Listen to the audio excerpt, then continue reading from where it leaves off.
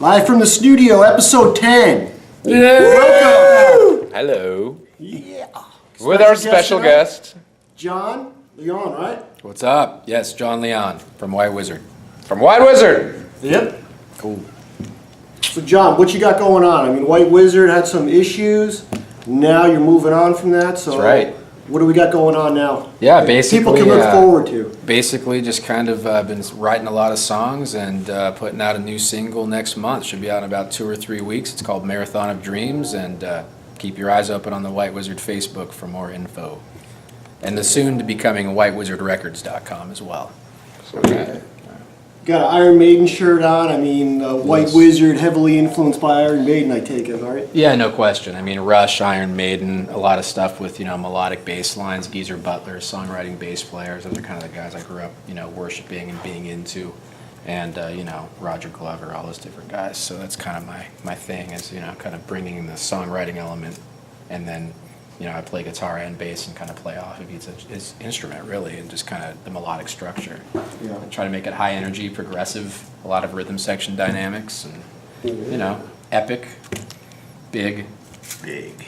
Yeah, arena big. That's what we go for. Even if we're not in arenas, we try to make it arena big. I like to pretend we're in arenas. Yeah. But your All band got of us some. new bands probably, aren't going to get to arenas. Only the timing of the old bands was a huge thing. Timing in music was gigantic, and all these bands, that are big from back in the day, they had that benefit. I think they were more than anything, they were blessed with timing, because there's a lot of good bands now, but just the time isn't really You did mention something about screamo music. I mean, you're not a big fan of that, or what's going on right now, where you can't even understand what the singer's singing about. Yeah, I try not to hate on any genre, because I know some people are passionate about it, but for me personally, I don't really like music that doesn't have melodic structure, doesn't have like vocals. I think that's really important, and I think that you got to have melody for me to get into it, and I think that when the guitars get down-tuned to the point where there's nothing but subharmonic distortion taking up all the space for the bass guitar, and there's no definition of the bass guitar, I also lose interest. I really like, there to be a real structure and a real balance between the sound of the mid-range space that the bass is supposed to take up.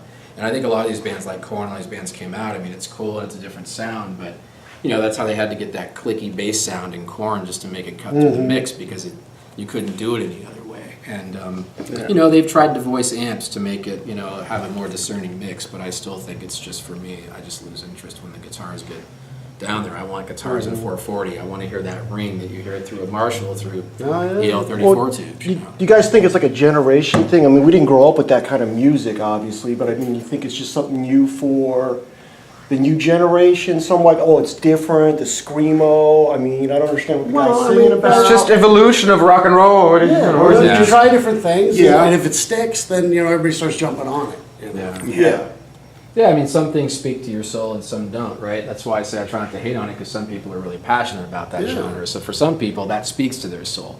Whether it's generational or not, I don't know, because there are new bands that come out that I can totally get into, and I'm pretty open-minded. My vinyl collection is pretty vast, and I listen to a hell of a lot of music that has nothing to do with rock or heavy metal. So I'm very varied in my interests. I play a lot of flamenco guitar. I love jazz. I love old school psychedelic and prog and all sorts of stuff. So it's really more about, I think, it just either speaks to me or it doesn't. If I feel it, I feel it. Yeah, exactly. I think that's with anybody here. I mean, you like what you like, pretty much. Doesn't matter if it's, say, disco or rhythm and blues or anything. I mean, it's just like, hey, I like that song, I like that band. Good music is good music. Yeah.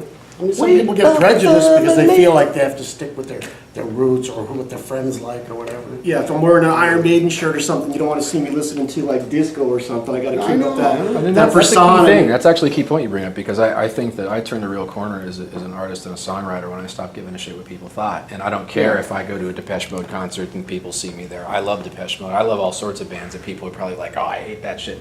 But I don't care. And once you get to a point where you don't care what someone thinks, you got to grow out of that high school mentality where all these little social cliques, and it's like, a lot of people do. I'm afraid I'm going to get beat up if I like Yeah. this. It's like you got to get way past that shit and grow out of it to be a better artist and a better Especially if you're a musician, you want to be exposed to pretty much everything. Yes. The other thing too, they're not living in your shoes, and they wouldn't last 5 minutes. Most of them probably, and anyone in this table can vouch for that. You've been playing years and years, and most of these people, they talk the talk, but they wouldn't walk the walk. And I think I can say that with good confidence here tonight, right? Everyone's got an opinion, especially online with the bravery of being out of range. So Right, yeah. You can't really, if you start focusing on people that hate you, then you really are going to end up becoming a contrived artist anyway. You have to do what you believe in, and you can't ever worry what the critics say. Too many musicians do that. They're like, well, they don't care about who likes it, they care about who hates it. It's like, why does he hate it? Or, what's the problem? If you look back in time, Zeppelin, Floyd, all those bands were slagged by the press big time and by a bunch of writers. Yeah, I mean, especially like Rolling Stone, they never even wrote about any of those bands, and now they're like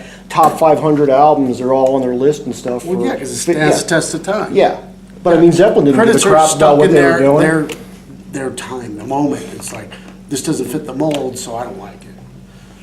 Yeah, exactly. No. It's true. It's important to just, not care what anybody But, thinks and do what you believe but in. that changes. I mean, all the great music came from somewhere else, right? Yeah. I mean, Zeppelin and Sabbath, they all had jazz influences. Absolutely. And they incorporated into something that gave us something new. Yeah, without question. I mean, I think that it's all been, an evolution that everyone borrows from. I mean, the whole evolution of rock and roll. I mean, the way I see it, listening, from the origins. I'm big on music history.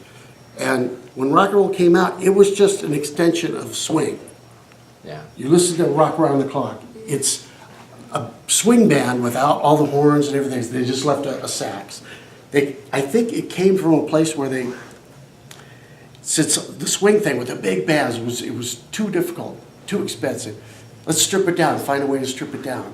And I think they just found that by stripping it down and by speeding it up and giving it a little bit more of a structure that was a little bit off of what swing was, but fit the small, ensemble, Well, and yeah, gave us rock and exactly. roll. That's very important. And the thing is, just to touch on that while you're right on that point, is technology. Technology amplification allowed for that to happen, because you could now get rid of the huge band. You could now amplify something at these levels that never were before possible. And that's why I think the awe power of rock and roll, why those bands that were blessed with timing were so lucky, because you could never amplify sound like that before. That's why Deep Purple, so when these bands came out, they were like gods, because it was, human beings had never experienced that. Now we're a little dumbed down to it. We're used to loud concerts. We're used to it all, so it's, and then the internet, of course, took some of the mystery away as well. So I think a lot of the mystique and awe power was in the new technology to people back then. And I think the timing of that was really key for, as you said, that evolution of taking the big band and being able to reduce it down.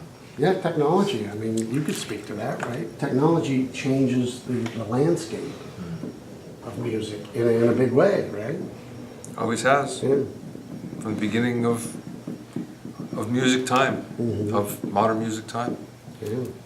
Modern music's changed with technology. Every time there was something new that came out, going from piano rolls to, it was sheet music first, then piano rolls, then the old shellac 78s, then tape. Shit, you can go back to the 1800s when they, invented the tempered piano. That's right, yeah, sure. That was Or even the beginning of modern music. Even really. even the piano itself, because before you had the piano, you had the harpsichord, Yeah. where no matter how hard you hit a key, it would always sound at the same volume. There wasn't a dynamic range. And then the piano came out, and you could go ding, bang. And I was like, whoa. Even then the music changed because of that, Yeah.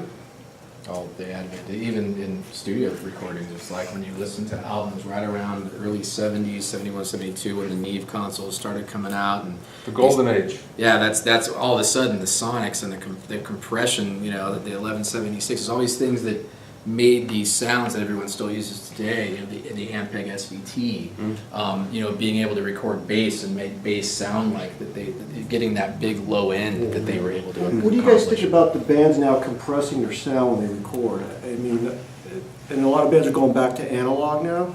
I've heard, recording, what's Those your are guys? two real different things, right? Yeah. Why don't you elaborate on that? I just did a record that was all analog, even analog tape. Great. And I hated every minute of it. Yeah. Well, one of the problems is you're all set to go and you're ready to do another take, and you look, and it's a 4-minute song, and you only have 3 minutes and 45 seconds. yeah. So by the time you rewind the reel and take it off, put another one on, wind it down, it's 10 minutes. And by that time, everybody's kind of lost the vibe. So that's a real hassle, I gotta say. The other thing was, you're ready to do another vocal take or another guitar overdub or something, and you go, oh, wait, we don't have any more tracks. Yeah. And, you know, I'm a purist, I like being a purist, but that's to the detriment of the music, and, you know, there's no point in that. Well, and two points I'll make on that is, one, when it comes to analog these days, you're only doing it for yourself. 90% of your fan base doesn't have a fucking clue what you're recording. Well, yeah, that's what I understand. Well, Why they go won't back and hear make it. it more They won't difficult, hear it. you know, We'll if hear you don't it. have to? I mean, does it sound that much better on analog? I didn't think, no. Now, Okay. frankly, this was going through a nice old Trident console, and that made more of a difference than the tape. Do you make range, or what kind was it? No, it was TSM out of the old A&M studios. Wow, that's pretty cool. Yeah. Yeah, that's true though. Like, you know, I think the one thing though, when you touched about over compression, that's one Yeah, thing though I that don't I think gets understand done that. too much in the digital world. I remember, I'll tell you a quick story. In the mid '90s, I had these guys had recorded it, or they had graduated at this recording school in San Francisco, and you know how you get to go record some songs. So we go in there and we recorded it on an Atari machine with some Harrison console or something, but it sounded really good. Like, the mix was great. The girl who was the student did a great job. Well, they went back down to master it, and there used to be this program called the L1 in Pro Tools. sure, yeah. And they overused the living shit out of it, and it completely and totally, sure, it boosted the frequencies, so it sounded bigger, so they were like, oh, wow, this is better. But then you realize that all the dynamics, the dynamic range of a lot of what was going on got lost in that boosting. And I learned right away how you can overcompress in the mix and overuse these plugins, and over time they've gotten better sounding, but people still overdo it. If you notice when you watch like TV, cable TV, and all of a sudden the commercials pop out, and you're like, what the fuck? You're falling asleep, and you're like, Yeah. that's a good They don't example. anymore. As No? of January 1st. Yeah, I there's did a- notice that too. They stopped, They yeah. did a law, that's good. There's a law, and actually, a network that doesn't obey the law, by the third offense, can lose their license entirely. Wow. And it's big time. So, so there's a whole new set of tools in order to keep the level a lot lower, and this is across, you know, every program. So it's, as of January 1st, it just started. Wow, interesting. So the compression sound, bands just think it sounds better, that's the new thing right now? Because I mean, like, if you Oh, go no. back and listen to like the Metallica album, Death Magnetic, I mean, it's got all that distortion on it, and you have to know that when you're in the studio recording it, you're releasing it like that, you would think, wouldn't No, you? here's how it started. It goes back to the 50s, really, where everybody began to hear the records louder on the radio. If you were louder than the record before or after, then naturally it was, well, it doesn't sound as good, or it sounds better because it's louder than everybody else. And then that started the arms race, where everybody trying to make their record louder and louder and louder. And now mastering engineers are in shootouts a lot of times, where before they get the job, they'll actually, the band or the artist will send it out to 4 or 5 different mastering engineers to see who's going to be the loudest. Really, not even care about what the quality of the sound, right? No, because well, and if it's not the artist, it's the record label. Label's even more of a problem, I think, than artists. Artists are starting to wise up on that, but labels are so paranoid. Yeah. Yeah, there's a thing called a volume knob, and I think Yeah. that, you know, you can. How do we I'll survive all those sacrifice years some of without that loud volume on two. You know, fine. If I got to turn it up to 3 to have it the same volume, if I've got more dynamic range and I can hear what's going on and the interplay between Yeah. the instruments better and the overall feel of the mix is better, then I'm rolling with that. But as he stated, there's a lot of, you know, people that see it from a different perspective and think that louder is better. But I've never ever Well, really yeah, the first thing subscribed to I that. noticed, I mean, I'm not a musician, but I buy a lot of CDs and stuff, and the first thing my brother and I talk about a lot is, I don't like the sound of it, I don't like the way it's produced or something, and there's a reason why, and it could sound so much better, and some bands can figure it out, and other bands, I don't understand what they're doing, either the drums are mixed down, or the bass is not there. Well, the You mix know, is I mean- another problem. Yeah, it is all in the mix anyway, Yeah. as you know. Yeah. You know, it's the producer. It does have a lot. I'll be the first to say I've done a lot of records, and I'll tell you what, a good producer is You look at all the bands in history, okay? They hooked up with a fucking killer producer. All those albums that you love so much, whether it's Queen, Iron Maiden, you go down the list, okay? There's a reason those albums all have a succession of greatness to them. And sure, the musicians are a big part of it and the songwriters, but there's no question the producer is extremely important. And a good producer can make all the difference in the world, but especially in the world of rock and roll, man. Yeah. And It's a the huge mixer, thing. yeah. Yeah. Although now the mixer's much more of the prime person at the end than it used to be. It used to be just the engineer was the guy who mixed it, but not any longer. And actually, to some degree, it was better back then, because the same person followed all the way through. Yeah. So I never saw any Just kind of problem gets with lost in the shuffle now, right? It Yeah, gets well, passed now you down. get a specialist that comes in at the last Yeah. minute that may have a completely different idea of how Yeah. it's supposed to work. Mhm. And might not, and a very expensive specialist as well. So sometimes it works better and sometimes it doesn't. Yeah.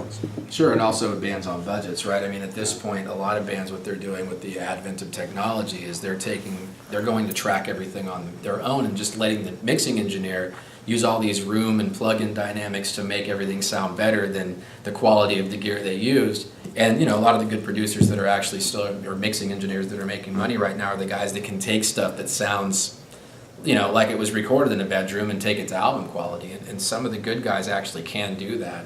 And Or- but it's hard. They're actually going to mastering instead. They're missing the mixing engineer and going right to a pro mastering guy. I'm in the middle of doing a 3rd edition of the Mastering Engineer's Handbook.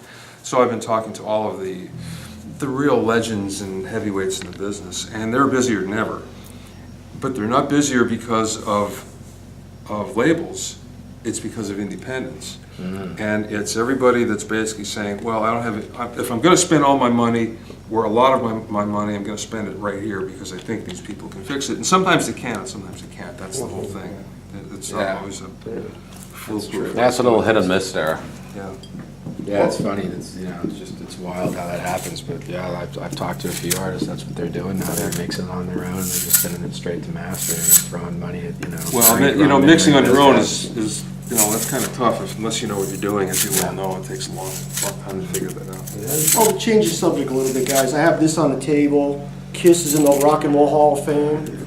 It's about time. But there's a thing about, I just saw it on the internet about Peter and Ace, but I didn't get to read the article, so. I heard Yeah, there was they're a not gonna discrepancy about They're the not gonna play. I mean, so, I don't understand that. I mean, it's like a total live band, and now they're going into the Rock and Roll Hall of Fame, and now they're having issues with the original members, Ace and Peter. But I think But I they're don't taking even- it lightly, though. It sounds, from what I've read, they're dissing it pretty much and saying, well, hey, we're going to do it for our fans, but we don't much Yeah. care one way or the other. Yeah, but they're Kind of how not. Rush was too. Yeah. You saw Alex Lifeson's acceptance speech, right? He just did Yeah, that yeah. blah blah. So do you blah. guys really think it's a big deal, or is it just, whatever, No. No, because I don't respect the Rock and Roll Hall of Fame. If I respected the institution, then I would think it's a big deal. I don't give a Hall of shit. Shame. Yes. I tend to agree with you too, because there's so many bands that maybe should be in there and some of them that don't, and you kind of see where it's more politics than it is actually. How's Oh, big Madonna time. in over Deep Purple? I mean, you Yeah, just look at some of these and you just go, Yeah. I don't. It's like when understand. Jethro Tull won that over Metallica. Well, that's all at the the time. Grammys, That was yeah. at the Grammys. It was that was like, classic. Yeah. yeah, it's like, whoa. Everybody was pissed about that. Yep. I remember that. Yes, I do too. Oh, yeah. Well, one of the problems with the Rock and Roll Hall of Fame is the people that vote. First of all, nobody knows really who they are, and second of all, they're biased to the East Coast. They're all East Coasters, and it's all under Jon Leon from Rolling Stone. Yeah, So that basically, it's So there's enough Rock and said Roll right Hall of there, Fame. you know? Yeah. So to some degree, they're bringing people in. They're nominating and getting people in that will also get them ratings on television when they have the show. Which, Yeah. hey, from the beginning of time, award shows have been doing that. Yeah, true. I heard a story the other day for the Grammys. Now, I dropped out of the whole NARS thing because of the way it was run. And I heard a story from a really good source that said he was in the room when they pulled the Grammy from one person and gave it to another. Strictly because, and we won't name names here, but strictly because they thought it would be better for the show. Yeah. Wow. And this was the president who, at the time, basically said and he had both artists in, and said, look, we're going to do this, and we're going to take care of you another time, but this is the way it has to be this year. Yeah. And this is a person that was in the room at the time that told me this. So, Wow. you know, when you look at it like that, you think, you know, maybe this isn't. Yeah, it's kind of like all eye candy. It's all filler, you know. Sure, I mean it's it's a contrived business at the high level there. I mean that's always been that's been the cry of artists forever, right? In any form of thing that's in a capitalistic environment, especially. I mean it's I think it's always been for me trying to find that balance of being able to make money and be a musician and not lose my integrity, and that's always the Yeah, I think challenge. that's the bottom line, yeah. And you think as from a fan's point of view, which is myself, it's like, I look at it sometimes going, well, why isn't this band in the Hall of Fame, or why is that band? And then I'm going, who the hell cares? I mean, it's not really affect me. I mean, I still like the band, like you mentioned Deep Purple. I think they should definitely be in there, but they're not. But then I go, well, what am I getting mad about it for? I'm still going to listen to the records. I'm still going to like them. It doesn't change anything. It won't matter 100 years from now. It doesn't really matter. So they can have their award show and do whatever they want to do. Rock and roll's never been about the accolades. It's been about the fans. And, It's about sticking it to the man. Well, it used to be, less so these days, but it used to be. I know, that's the thing. Yeah. It's like we're the rebellion. Sanitized for your protection, you know. Yes. It's like very Care Bears-ish. Well, that's one of the things about rock. Rock as a genre has always been very much for the fans against the man. But when you go into the realm of pop, that changes completely. It's, you know, let's sell out and make some money. And, you know, it's worse than ever when it comes to that. I think the same four guys are writing all the pop these days. I haven't heard a good pop song. Max in, you know, Martin and it's Dr. horrendous. Also in the country scene too, they're doing the same thing. It's like you hear it every few years. It's just like the same people. Then it'll change and. It's bad, man. Yeah. Pop music is really bad. I mean, you know, Katy Perry is all right. There's a few that can at least write a song. The song from that movie Frozen recently, I think, is a well-written song. There's a few songs, at least it's well-written. Just the songwriting's so dumbed down for me. It's like you listen to 80s pop, the writing was so good. Like, I think the 80s was, America and 80s for pop music was just the golden age. Yeah, you had so much going on. You had the scene on the Strip with the heavy metal, hard rock, and Yeah. you just mentioned the pop. It was Just pretty much great everything. song. You know, when you were going on. talking about melody, it was all about the melody. Yeah. That's right. I mean, you're listening to like the current pop stuff, the R&B, whatever. There's no melodies. It's just a beat, and somebody's talking. singing Well, they're- scales, and there's nothing. There's nothing there. No, and they're all using the same effects It's just an now. infectious beat, and that's it. yeah. The vocals all sound the same. It's so watered down, man. And I think, I have a theory actually. I think that back when the internet came up and when illegal downloading started becoming a real problem for record labels, I think they said, okay, what we need to do to make money is dumb down what kids think is cool. If we can lower the bar as far as possible so kids just think that the crappiest, easiest to put out recycled shit is good, then we can make money.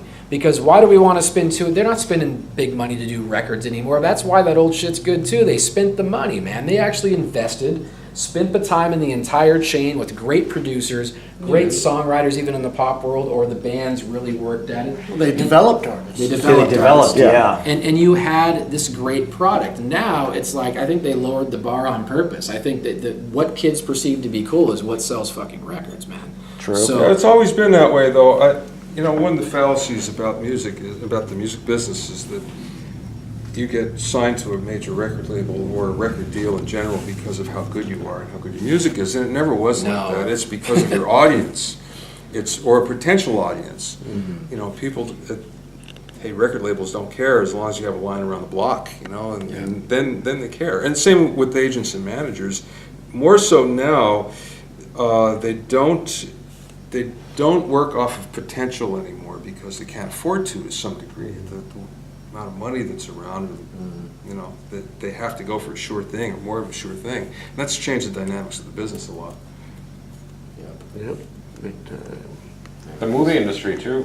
Yeah, well, it's I haven't seen entertainment a in good general. movie in a while. Yeah, that's another problem. They're a lot too. more rare than they used to be. Yeah. That's why it's always action films. And all Computer these, like, generated, no remakes of something we've already seen 10 times. Like, again. yeah, it's funny. I just was watching a E.T., but it was like the version where they put all the digital shit in it. I'd never seen that before, and I like watched it, and I was like, "What is this crap?" You know, it's like, Yeah. and it, like when I watch Lord of the, I get bored with like The Hobbit and stuff. I love the stories. I think the books are great, but Like, they just got to a point with the CG, it's just too much. I just Yeah. get bored with it. There's no, you watch an old movie like Legend or all those 70s and 80s movies where everything was real. And I love it because, like, you feel connected to it because there's a realness to it. It took a hell of a lot longer to do. It's kind of like doing an album on tape. But there is something special about it, even if you wouldn't want to do it now based on the money you can make versus how inconvenient it would be, just like an album on tape is. There is still something really special about an album mixed to half-inch tape, that everything was analog Hey, and machine. but let's face it, you know, a lot of that technology we get tied to and we get nostalgic about, but really the whole fact of the matter is, it was of a certain era. We did it, we used that stuff because we had to, because there's nothing else. Now that there's new things, and, you know, we go to that as well, and there's a reason why we go to the new stuff, it's because it fills the need that we had for certain things. So I'm not one of those people that gets nostalgic about the old things. It's like, whatever works. I don't care what it is. I don't care if it's new or old. It doesn't matter if it works now and for what we need. Well, yeah, you can always go back and watch older movies and see the big difference, but yeah, I agree with you. I mean, there's still some good stuff coming If you out. feel It's a usually fakeness. independent films, but Yeah, that's the problem. You watch a movie and you If feel like it's- you're watching if a it video feels the game. fake, characters if are it looks developed, fake the or it story feels is fake. there. Yeah. That's all And it is. sonically, it's the same thing. A good producer can take, you know, digital. I think part of the reason digital gets a bad rap because from the late '90s into the early 2000s, the technology wasn't really good Yeah, it yet. wasn't there. So there was a time when it did sound pretty damn bad, and there was a lot of things about it that that were rough.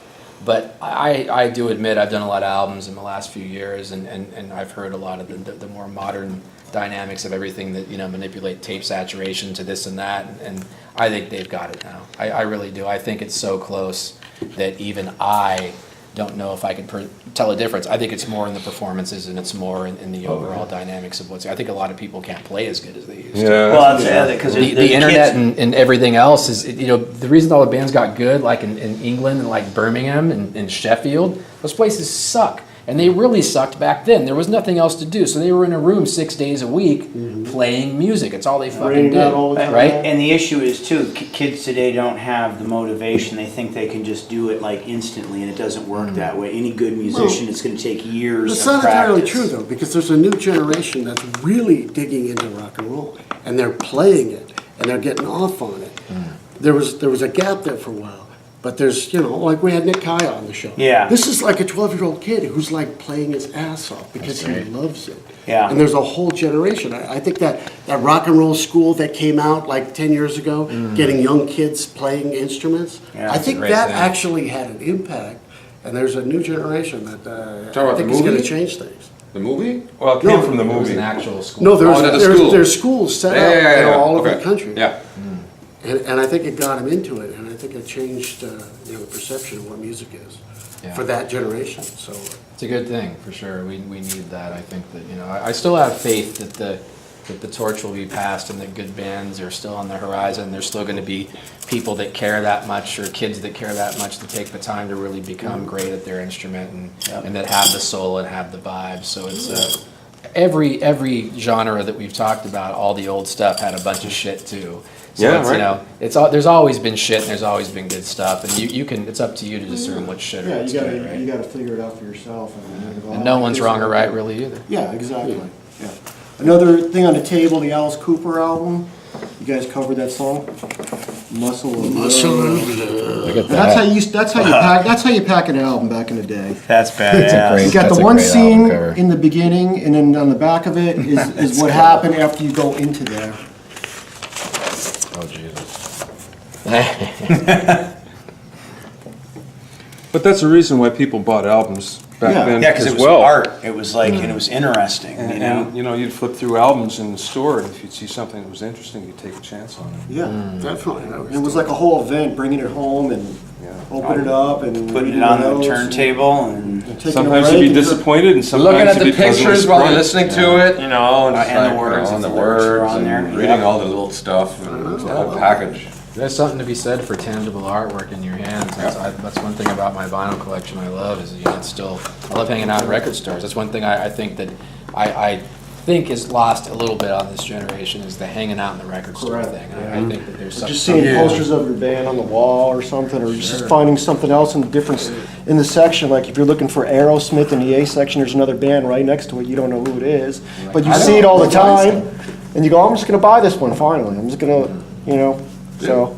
Yeah, it's a great thing, just hanging out in record stores and talking music and just, that's part of what it was all about too, is just that social interaction, you know? Well, it's also infinite happiness is what I call it, because you can Yes. take an album home and like, you know, it just gives you such joy throughout your body, you know, and I'm gonna go back to the record store, and, you know, you're in there going digging through vinyl, you know, and you just never know what gem you might find or what band you've never even heard that, you know, takes you in a new direction, you know, which is really cool.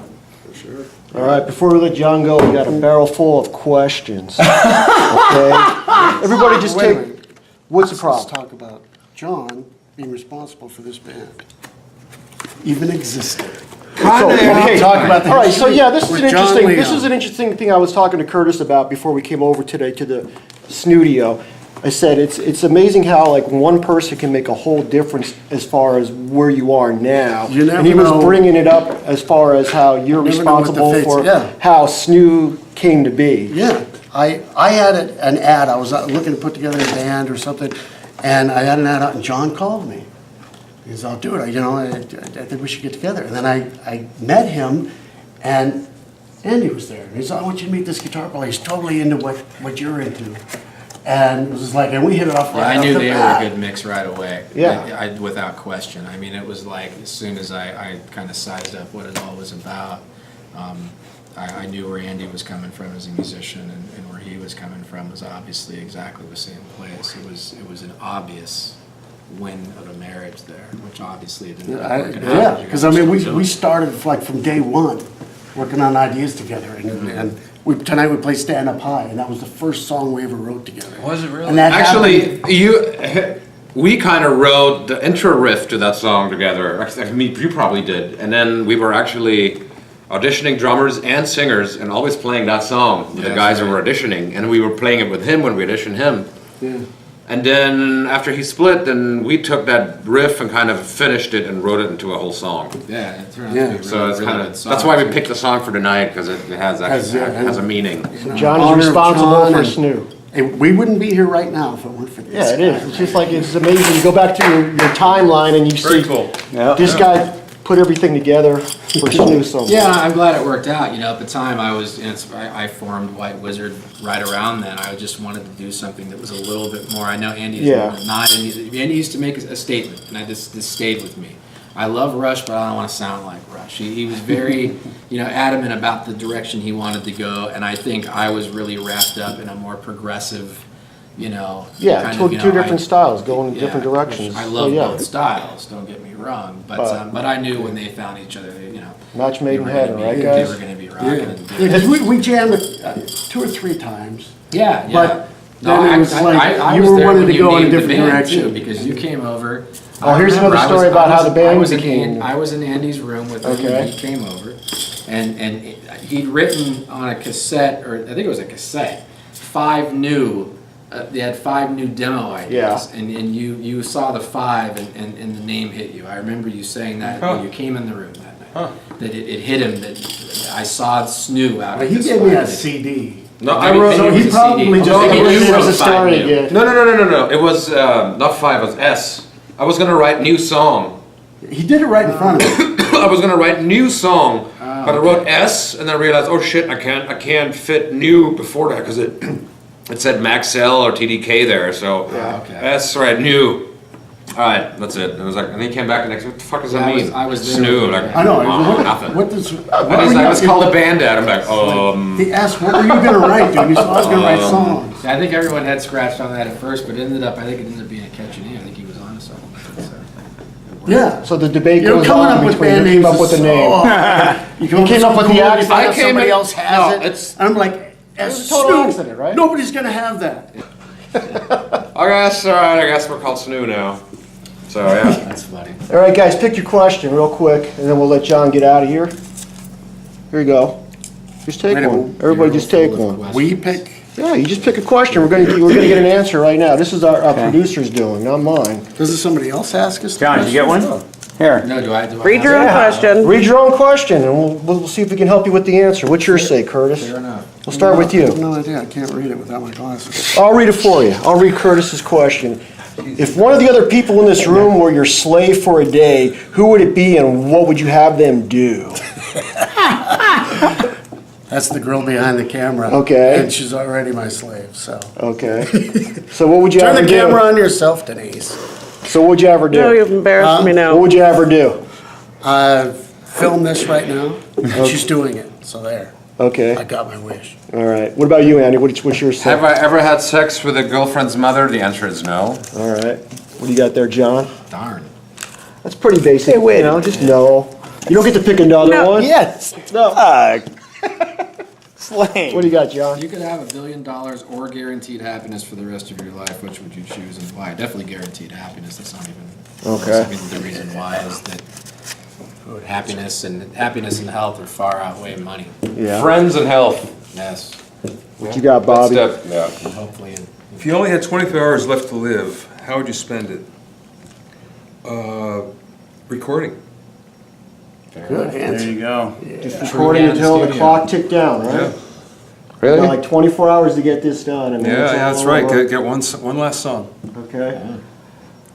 What's the one that you don't like so much? That That's you the got? same one that Andy got. Give me that barrel of monkeys. I would shoot heroin It's slightly different. skydive.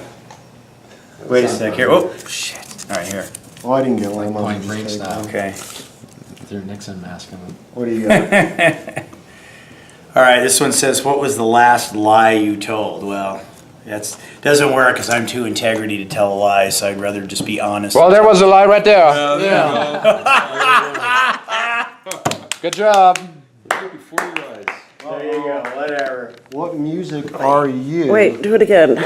My shoulder's I falling guess I off. got to read mine now, Denise. What music are you embarrassed to admit you listen to? We saw the tape Well- collection last week, Chris. Well, I guess what John said earlier, it's like it really doesn't matter. It's what I like, but I love the disco of the 70s. I mean, that's like, Saturday Night Fever soundtrack rules, man. I still listen to that. I love that. I love the whole era Alice of Cooper the said the same disco thing, music, touching back and on Alice Cooper. I like heavy metal, hard rock, but I love the disco.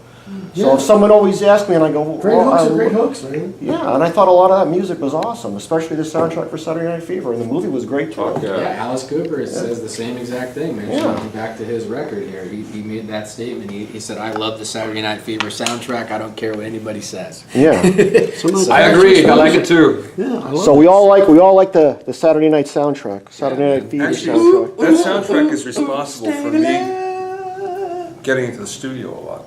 Believe it or not. Really? Yes, because Kool and the Gang Ah, yeah. Oh, on, yeah. on soundtrack. Fucking love Kool and the Gang. And Yes. my band was signed to Kool and the Gang's label. We were the token white boys because all the other acts were black. Nice. And they had a studio. What were you called? The other side. Oh, yeah, Yeah, and we had they had a studio, and it was a really nice studio, and I used to go and record. We'd help them record demos and stuff like that, and that's how I started to get my studio jobs. Wow. And they wouldn't have had that if it wasn't for Saturday Night Fever, because they were going downhill until that soundtrack, and they got a second life. Yeah, I remember going to Oakland A's games when I was a little kid, and that's all I used to play is Kool and the Gang. That song Celebration and all that. Was So, like, yeah. That was a huge deal back then when Yeah. it came out. It was one of the biggest hits of the year. I thought they were going to be the second Beatles, the Black Beatles actually for a while, because were they good. just had that feel. Yeah. But I just think everything just ended, you know. I mean, the '80s came and it was over, and they were part of that hits in same. the 80s. Yeah, but I mean, it wasn't as big as like the Their late sound '70s. kinda got But watered yeah, down. yeah. Well, they But I mean, did it's that one just song "Cherish," right? Yeah. That was kind of when they started getting a little love rock, like the wrong direction. And they just recently opened up for Van Halen too, so that was interesting. Did they really? Van Wow. Halen and I Kool go and to the that Gang. show. Yeah, Wow. that was great. Yeah, Diamond Dave and Kool and the Gang, Yeah. man. Come on. Yeah. Well, I recorded some of Hey, those it's just guys. two flavors of good shit. Pretty interesting. They're really good players. Oh, I'm sure. And on top of it, they had little brothers. Their brothers were called the KGs. And these kids were awesome. I mean, these kids, they're like 12, 13, 14 at the time, and they were great. They were just so killer. And I don't know what's happened to them since, because I kind of lost touch after that. But boy, they were really good. It was a lot of fun. Cool stuff, man. Yeah.